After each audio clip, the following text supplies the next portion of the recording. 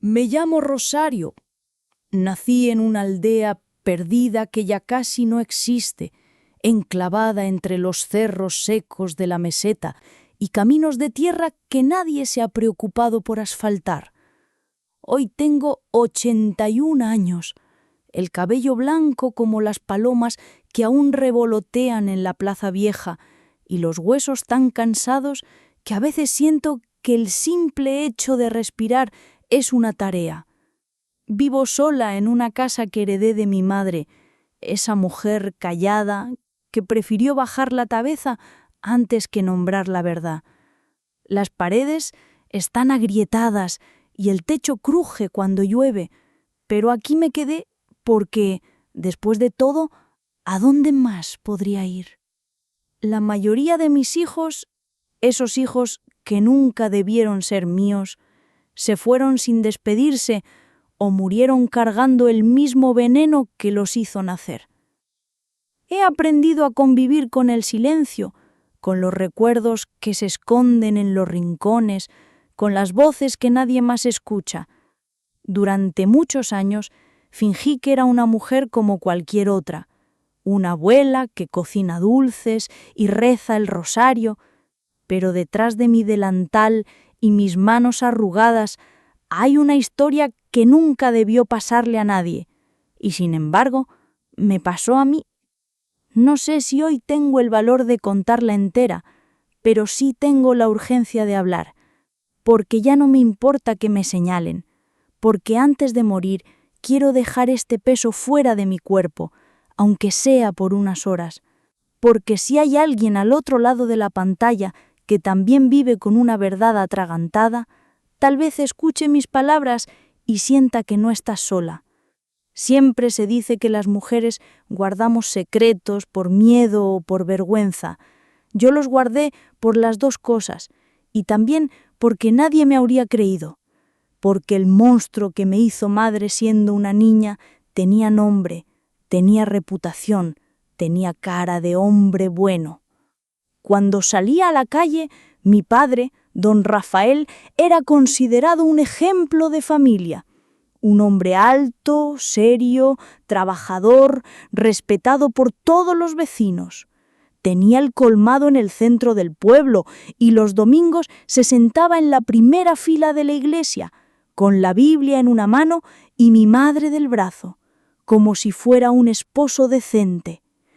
Todos lo saludaban, lo escuchaban, lo temían un poco, pero dentro de casa no era un hombre, era un dueño.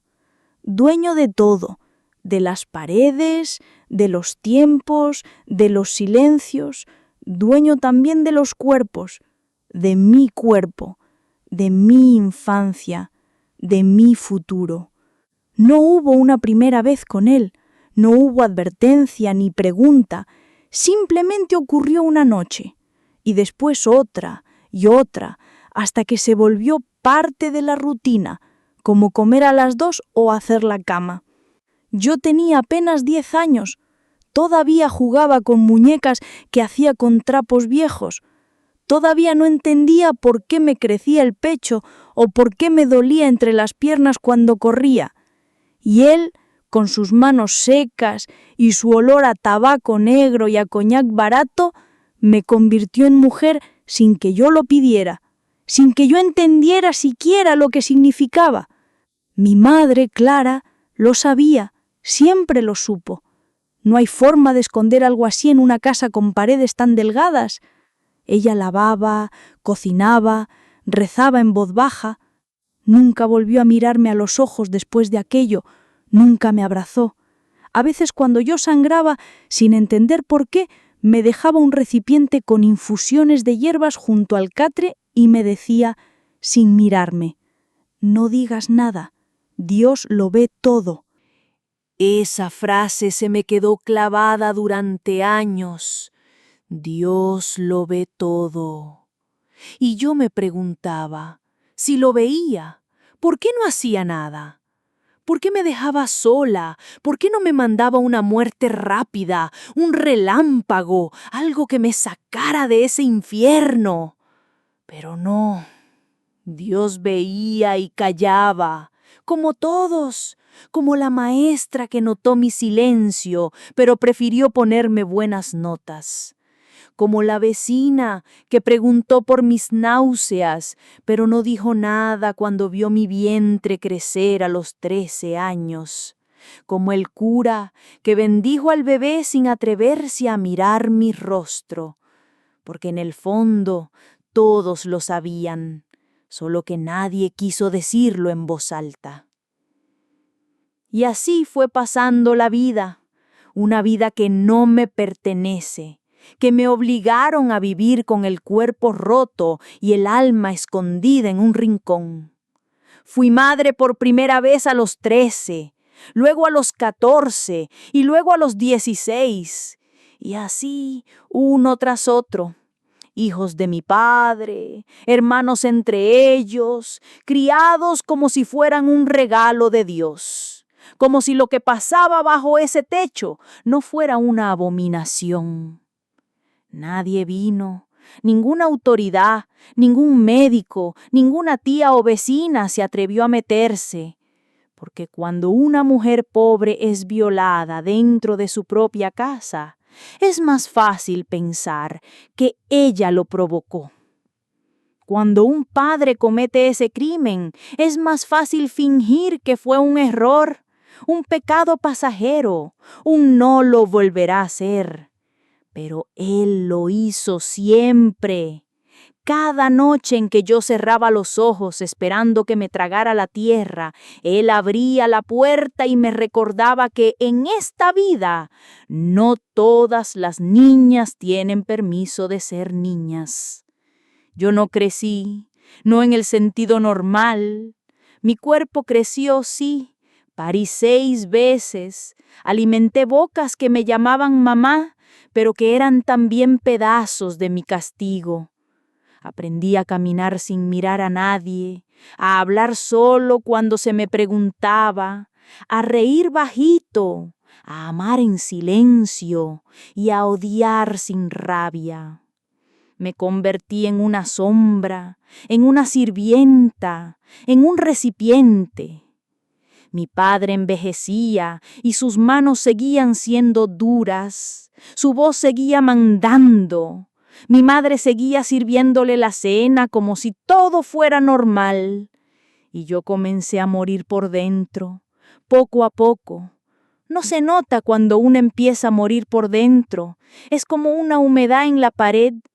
Primero una mancha, luego el olor, finalmente el colapso. Pero nadie lo ve hasta que es tarde. Y cuando lo ven, fingen que es el tiempo, que es el clima, que es la edad. Por eso estoy aquí. No para que me consuelen, ni para que me digan que fui valiente. No quiero palmadas en la espalda. Quiero que se sepa, que se escuche, que se diga en voz alta lo que tantas otras como yo tuvieron que tragar en seco. Esta historia no es para entretener, es para romper el silencio, porque el silencio cuando se acumula se pudre. Y yo ya estoy vieja, ya no me importa el que dirán, ya no tengo miedo del infierno, porque yo ya lo viví. Lo viví en mi cuarto, en mi cama, en cada parto en el que paría el rostro del hombre que me hizo pedazos. Ahora lo único que quiero es que tú, que estás ahí, sepas que existimos, que sí pasó y que sigue pasando, que mientras caminas por la calle o te tomas un café, hay niñas que están encerradas con sus propios verdugos, que no basta con rezar, que no basta con lamentarse, que hay que decirlo, que hay que romper la cadena. Yo no pude, no supe cómo, no tuve a nadie, pero tal vez tú sí puedas. Tal vez esta historia sirva para despertar a alguien antes de que sea demasiado tarde. La verdad comenzó a temblar dentro de mí el día en que enterramos a Elena, mi hija, mi hermana. No importa cuántas veces lo repita, nunca suena bien. No fue su muerte lo que me rompió, fue su vida. Fue verla apagarse con los años, repitiendo los gestos de mi madre, callando como ella, sirviendo el café a su marido con los ojos vacíos. Fue sentir en su tono, en sus silencios, en sus movimientos rígidos, las mismas cicatrices que yo he arrastrado desde niña. Y fue ahí cuando entendí que todo lo que hice para protegerlos, todo lo que callé para que tuvieran una oportunidad distinta, fue en vano. El horror que me engendró se filtró como veneno por las venas de mi sangre, y yo lo permití. Después del entierro, volví a casa sola. Me senté en la mecedora junto a la ventana y por primera vez en décadas no encendí la radio. No herví agua para el té, no toqué mis agujas de tejer. Solo me quedé quieta, mirando el campo seco al otro lado del cristal. Y ahí, entre las sombras de la tarde, vi a la niña que fui. La vi como si aún tuviera 10 años, flaca, callada, de pies descalzos, con una trenza mal hecha y una mirada que no conocía la ternura. Esa niña llevaba años esperándome, y yo había hecho todo lo posible por ignorarla. Pero ella siempre supo, siempre estuvo ahí, y ahora, con Elena bajo tierra, ya no podía ignorarla más. Empecé a recordar cosas que durante años había mantenido selladas. Volví a sentir el olor del cuarto, la madera vieja, el crujido del colchón cuando se acercaba. Volví a oír su respiración lenta, pesada, y la forma en que me decía que no llorara, que era por mi bien, que así se hacían las mujeres fuertes. Volví a ver a mi madre de espaldas frente a la cocina, removiendo una olla vacía, fingiendo que no escuchaba. Y me di cuenta de que nunca fui la única, que lo que me pasó a mí le pasó antes a ella, que esa cadena no empezó conmigo. Esa noche no dormí. Di vueltas en la cama hasta que el amanecer pintó de gris las paredes, y entonces lo supe. Tenía que hablar, tenía que mirarme al espejo y decir lo que siempre evité, porque si no lo dejaba salir, iba a morirme con él dentro, y no quería irme como mi madre. No quería que en mi lápida pusieran «Descansó en paz» si yo jamás conocí la paz. Así que tomé un cuaderno viejo y empecé a escribir. La mano me temblaba, pero las palabras salían como si llevaran años esperando su turno. Con cada página sentí que algo en mí se aligeraba, que la niña de la ventana ya no me miraba con tristeza, que tal vez, solo tal vez, aún había tiempo para decir la verdad.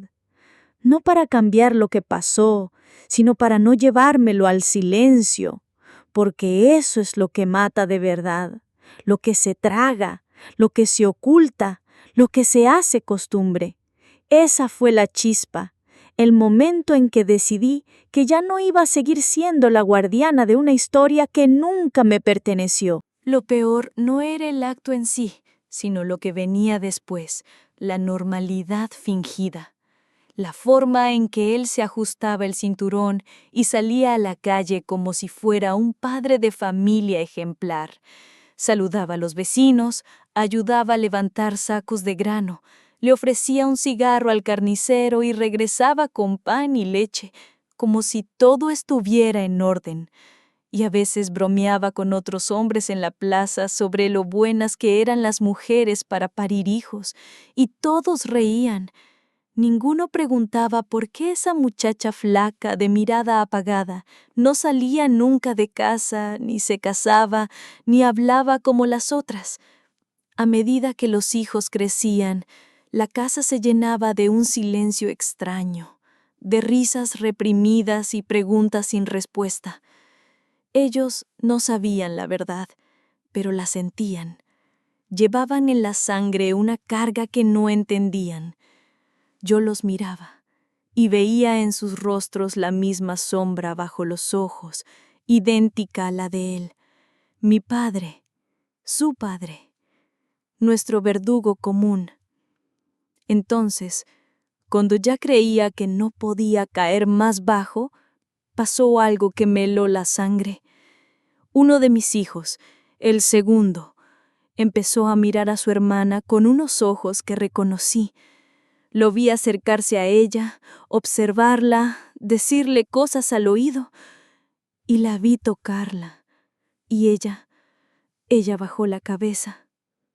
No lloró, no se quejó, se quedó quieta, exactamente como había hecho yo a su edad. Y entonces lo supe. El ciclo se estaba repitiendo. El monstruo no había muerto, había germinado en mi propia casa, y lo peor era que yo, con mi silencio, lo había permitido. Al día siguiente lo enfrenté. Por primera vez en mi vida levanté la voz. Le dije que si volvía a tocar a su hermana, lo echaría de casa con mis propias manos. Me miró con rabia y vergüenza y se encerró en su cuarto. Fue la primera vez que rompí el silencio, pero ya era tarde. La noche en que murió mi padre no fue dramática. Fue una noche silenciosa, sin luna. Me avisaron de que estaba enfermo, ahogándose en su propia saliva. Al principio me negué a ir, pero algo me empujó a mirar al monstruo una última vez. Entré en el cuarto que olía a encierro y a podrido. Ahí estaba él, más animal que hombre. Me senté a su lado y lo observé. Intentó hablar, murmuró mi nombre, y entonces me incliné hacia su oído y con una voz firme que nunca había tenido, le hablé. Le dije que lo recordaba todo. Cada noche, cada palabra, cada parto. Le dije que no lo perdonaba, que si existía un infierno, él merecía arder en él por toda la eternidad. Le dije que me había robado la vida y que había sembrado hijos que nunca pidieron nacer. Le dije que no era un padre, ni un hombre, ni un humano. Y entonces él lloró. No eran lágrimas de culpa, sino de miedo. Miedo a que su poder se acabara, miedo a enfrentar el vacío. Y eso, por primera vez, me dio paz. Salí de aquella casa sin mirar atrás y nunca más volví. Murió esa misma noche, solo. Y yo, por primera vez, respiré hondo, como si por fin el aire tuviera permiso para entrar en mis pulmones.